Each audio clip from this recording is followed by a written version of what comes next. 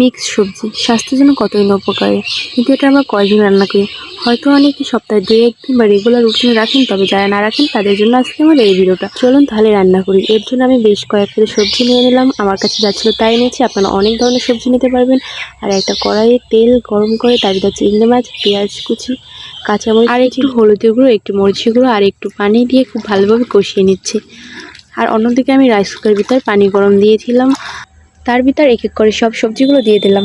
যারা আমার মতো গ্যাস কম খরচ করতে চান তারা আমার এই টেকনিকটা অবশ্যই ফলো করবেন, আশা করি ভালো লাগবে। এখন আমি এর ভিতর ভেজে রাখা মশলাগুলো দিয়ে একটু নেড়েচেড়ে সব জায়গায় মিলিয়ে নেব। এরপর ঢাকনা দিয়ে ডেকে দেবো। ঢাকনা তুলে কিছু ধনিয়া পাতা দিয়ে দিলাম, এর জন্য স্বাদটা দ্বিগুণ বেড়ে যায়।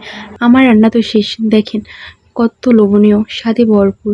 আর এটা তো সব কিছুর সাথেই খাওয়া যায়, রুটির সাথে, ভাতের সাথে, ডিম সিদ্ধ করে, কুসুম আলাদা করে তার খোসার সাথে, ইভেন খালিও খাওয়া যায়।